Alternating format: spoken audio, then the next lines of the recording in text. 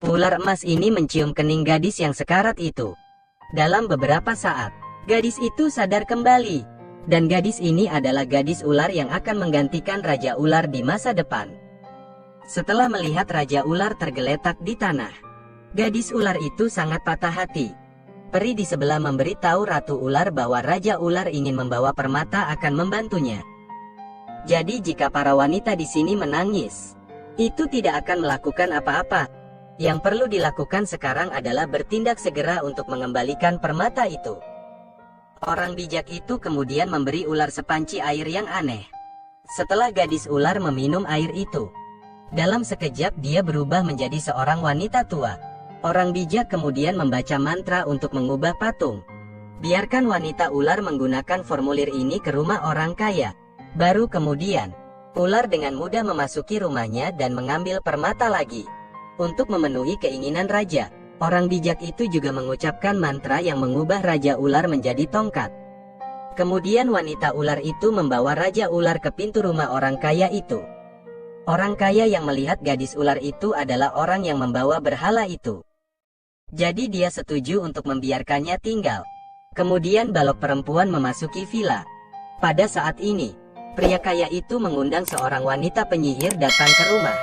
Dia merapal mantra agar permata ular melindungi mansion. Tidak lama sebelum permata itu memancarkan cahaya yang menyilaukan. Tapi mereka tidak menyangka bahwa Diao King merasakan bahaya. Jadi Diao King dengan cepat berniat untuk menghancurkan permata itu. Dalam sekejap ruangan menjadi kacau. Semua orang tidak bisa membuka mata mereka dan akhirnya mereka semua pingsan. Raja Ular mengambil kesempatan untuk menunjukkan wujud aslinya. Saat aku melihat cahaya di tubuh wanita, Raja ketakutan dan melarikan diri. Raja Ular merangkak untuk meletakkan permata di kepalanya dan pergi. Setelah datang di tempat yang aman, Raja Ular memberikan mutiara kepada gadis ular. Saat dia memegang permata di tangannya, gadis ular itu memulihkan wujudnya. Karena kehilangan mutiara, gadis ular itu diusir dari desa oleh penduduk desa. Sekarang dia mendapatkan kembali permata. Dia dengan cepat membawa patung dan permata itu kembali ke desa. Tidak ada bahaya di Mistar Gawang Putri. Setelah waktu yang lama, keputihan wanita harus mendapatkan permata di tempatnya. Akhirnya, sang idola telah berubah. Oleh karena itu, desa juga dilindungi. Orang-orang berlari dengan gembira. Jadi mereka melakukan ritual pengorbanan lagi. Tetapi wanita itu tidak tahu bahwa sekarang penyihir itu tahu di mana mutiara itu berada. Ibu angkat wanita itu juga dibunuh atas nama saudara perempuannya. Pada saat dia tiba, ibu angkatnya hanya memiliki sedikit nafas tersisa. Dia mengatakan bahwa wanita harus hidup dengan baik. Jangan pergi untuk membalas dendam. Ular meminta peri untuk menyelamatkan ibu angkatnya. Tapi apa yang bisa dia lakukan untuk membantu Teritip? Dia memohon orang bijak untuk memberitahu siapa yang membunuh ayahnya. Kali ini dia tidak menolak. Dia melakukan mantra untuk kembali ke kehidupan ular muda. Pada saat ini, wanita ular tahu bahwa orang kaya berada di balik segalanya.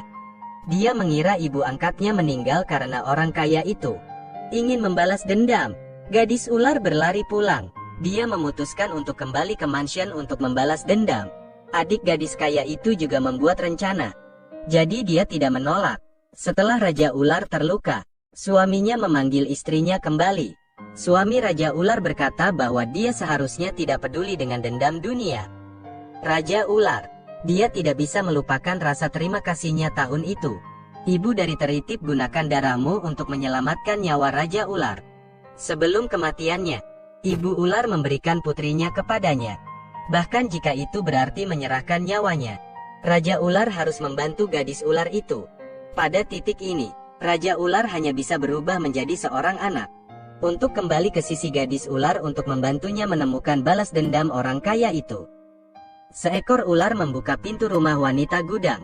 Kemudian dia pergi ke sisi Teritip untuk mengamatinya. Pada saat itu ular sedang berpikir di mana harus menggigit. Tiba-tiba ular betina terbangun. Melihat ular betina itu ketakutan dan pingsan. Pada saat ini, Raja Ular tiba. Dia berubah menjadi seorang gadis kecil. Ular itu berjalan di depan Raja Ular lalu bertanya mengapa dia menghentikannya. Raja Ular menyuruh suaminya untuk tidak mengganggu gadis ular itu lagi. Setelah Raja Ular membantu gadis ular untuk membalas dendam, dia akan kembali berlatih. Setelah itu, suami raja hanya bisa pergi. Namun suami Raja Ular itu tetap tidak mengurungkan niatnya untuk membunuh gadis ular itu. Keesokan harinya, pada saat itu, dia sendirian di taman. Suami raja tahu bahwa dia hanya bisa melakukannya dengan demikian. Istri baru tidak akan menghancurkan kebencian dunia. Tetapi baru saja mendengar bahwa putra orang kaya menyelamatkan gadis ular itu. Suami Raja Ular segera mengejarnya. Namun ketika dia sampai di pintu, sebuah cahaya kuning telah terbang ke arah tumpukan ular yang berubah menjadi anak laki-laki. Dia datang dengan rencana baru. Dia mencari nama keponakannya. Kemudian tunjukkan sihirmu. Dia berubah menjadi permata emas dan perak. Kemudian dia menyuruh keponakan orang kaya itu untuk mengambil tongkat suci dari rumah. Sama seperti itu, dia akan mendapatkan kendali atas orang lain. Cucu lelaki kaya itu berpikir bahwa dia ingin menyingkirkan wanita itu. Jadi saya langsung setuju. Suami raja secara ajaib menyulap koin dan kemudian memberikan kepadanya. Cucu orang kaya itu membawa uang kembali untuk melakukan eksperimen dengan keputihan perempuan. Ketika pelayan bar tidak memperhatikan, dia mengikat uang itu ke gaunnya. Benar saja, dia langsung berdiri di sana tercengang. Kemudian cucu orang kaya itu meminta bartender untuk mengambilkan tongkat suci. Pada saat cucu orang kaya itu melihat wanita itu menurunkan tongkat sucinya, Raja Ular juga menemukan segalanya. Kemudian Raja Ular membaca mantra untuk membiarkan koin jatuh ke tanah. Ular segera pulih. Raja Ular tahu bahwa suaminya terlibat dalam hal ini. Dia segera bergegas mencari suaminya dan melemparkan koin ke arahnya. Suami Raja Ular juga marah. Mereka bahkan berubah menjadi ular yang berniat untuk bertarung. Setelah lebih tenang dari Raja Ular memperingatkan suaminya, jika dia masih mengganggu gadis ular, dia akan menceraikan suaminya. Mendengar istrinya mengatakan itu, dia juga merasa bingung. Namun, tidak dapat membahayakan bar wanita. Namun karena ingin memaksa istrinya kembali berlatih, dia memutuskan untuk mencari saudara perempuan bernama Kaya dan penyihir. Dia punya pikirkan cara untuk memberi adikmu nama yang kaya, yaitu menggunakan selendang Diu Fuong di villa orang kaya. Kemudian Anda bisa mengalahkan Raja Ular. Sejak hari Raja datang ke villa, kemudian penyihir itu menemukan identitasnya. Adik gadis kaya itu telah lama dengan sengaja menangani Raja Ular. Tetapi suami raja tidak tahu apa yang mereka pikirkan. Dia hanya ingin membawa istrinya kembali ketika Raja Ular pingsan. Sampai saudara perempuan orang kaya itu mendapat selendang dari Diu Fuong, lalu bergegas menghajar ular itu. Lalu mereka membawa Raja Ular itu ke tempat lain. Kemudian membuangnya di tempat terpencil di hutan lebat. Mereka tidak berniat menyerahkan raja kepada suaminya. Pada saat yang sama, suami raja kembali ke bentuk aslinya. Tapi tunggu Eiter Wei, saya tidak melihat mereka membawa istri mereka. Jadi dia melihat istrinya melalui kaca dan tunjukkan lokasinya. Baru kemudian dia menyadari bahwa mereka telah menipunya. Melihat selendang raja pada istri, dia tahu bahwa hanya gadis ular yang bisa menyelamatkannya. Jadi dia mengatur kawanan ular untuk membimbing ular betina. Akhirnya dia menemukan Raja Ular. Wanita ular dengan cepat meletakkan karangan bunga di tubuh Raja Ular saat ini. Seluruh tubuh Raja Ular memancarkan cahaya kuning. Ular itu segera terkena cahaya membuatmu pingsan. Pada saat suaminya tiba, dia sudah sadar kembali. Apapun yang terjadi, Raja Ular hanya ingin membantu gadis ular itu. Melihat istrinya telah mengambil keputusan seperti itu, suami Raja Ular berkata bahwa dia tidak akan mengganggu rencananya lagi. Lalu dia pergi, hanya karena saudara laki-lakinya menamparnya dengan keras. Saudara perempuan gadis kaya itu memiliki ide yang buruk. Dia mengambil keuntungan dari saudara laki-lakinya yang tidur sendirian dia hanya bisa lari ke kamar mandi. Namun adik gadis kaya itu tidak percaya bahwa orang yang masuk ke kamar itu adalah pelayannya. Karena dia ingin membalas orang yang dicintainya, dia membawa pisau untuk membalas dendam. Adik orang kaya berpikir itu baik untuknya, peduli.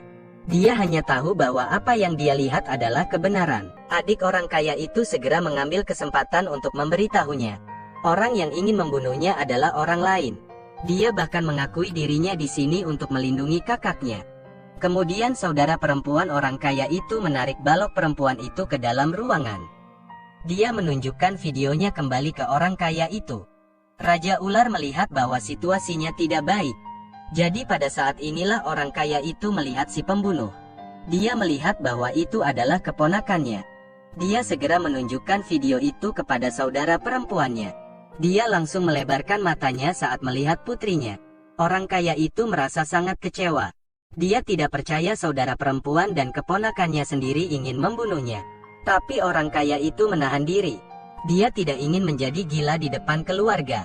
Tapi nama saudari kaya tidak bisa diabaikan untuk pelepasan wanita.